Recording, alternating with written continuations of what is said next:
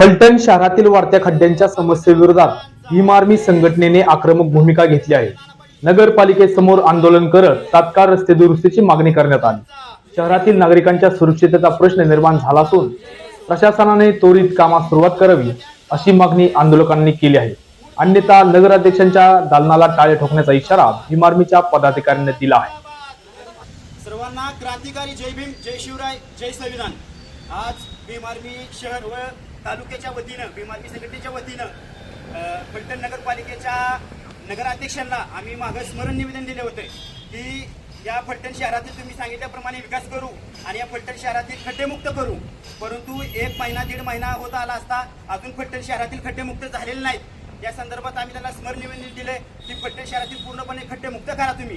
आणि त्यांना त्या निवेदनाबरोबर आम्ही त्यांना सांगितलं होतं की 13 जूनला आम्ही आक्रोश पद्धतीचं आंदोलन करू. त्यांनी या निवेदनाची दखल घेतली नाही.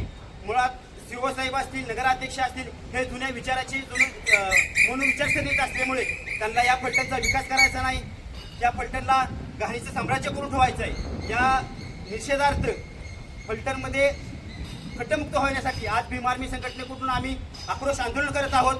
आणि येथून पुढे पण आम्ही नगरपालिकेला सांगू इच्छितो की जर एवढ्या 8-10 दिवसांमध्ये जर कामं सुरुवात झाली नाही तर आम्ही नगराध्यक्षांच्या दालनाला टाळे ठोकू. जय भीम, जय भीम.